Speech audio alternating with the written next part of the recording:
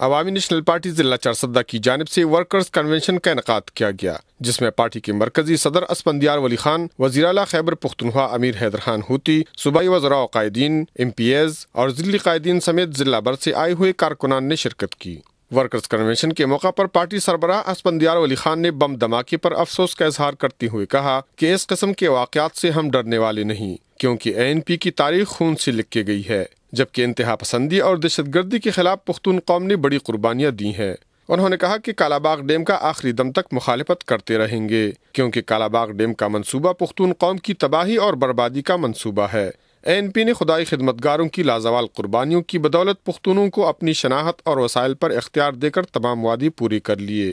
وزیر اعلیٰ خیبر پختونخوا امیر حیدر خان ہوتی نے کہا کہ اے این پی نے صوبہ بھر میں ترقیاتی کاموں کا جال بچھانے کے علاوہ چارسدہ میں اربوں روپے کے منصوبوں سے ترقی اور خوشحالی کی راہیں کھول دی ہیں۔